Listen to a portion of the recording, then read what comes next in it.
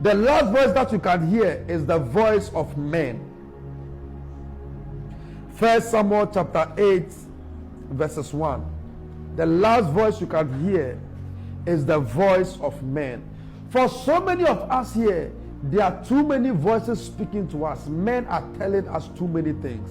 It is time to marry. Maybe it is not the time, it's not in God's plan. It is time to have children. It is time to do this, time to do that. And it is the voice of men.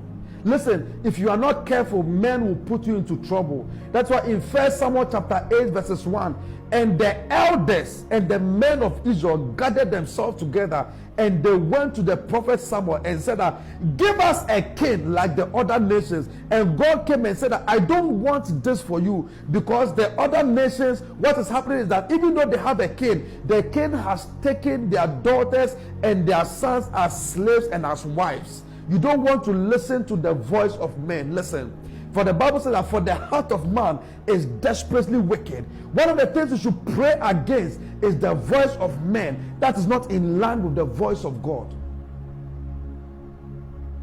The voice of men.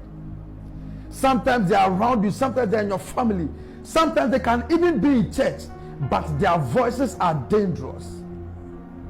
I pray for you. I pray for you. I pray for you that when men are speaking and it's not in line with God, may you know it.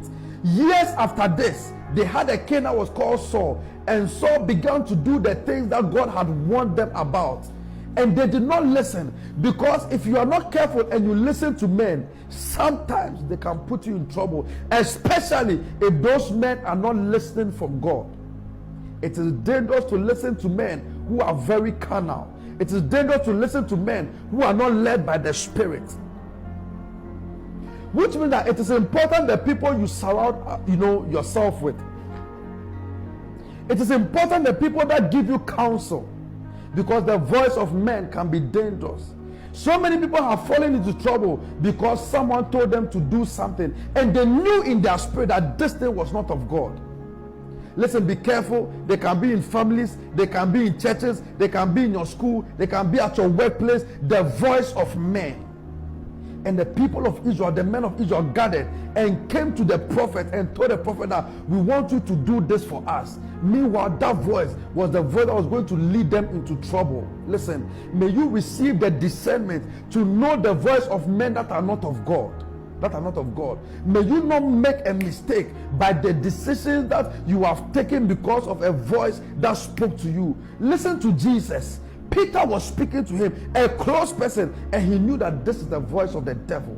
This is the voice of a man. I cannot follow this voice. And like I've said, so many of us, we have listened to voices that have put us in trouble. Go and do this. Let us go and do that. Especially in the secondary schools, in the universities, you can have peer pressure, you can have friends that will tell you to do things, and at the end of the day, you would rather be in trouble. May you hear the voice of God. The final voice that you would hear, I want to speak about today, is the voice of the Spirit, the voice of God. Psalm 29 verse 1, the Bible says that, and the voice of the Lord is over the waters. And I've told you already, you see, that how the Bible is saying that the voice of the Lord is over the waters. How is the voice of the Lord over the waters?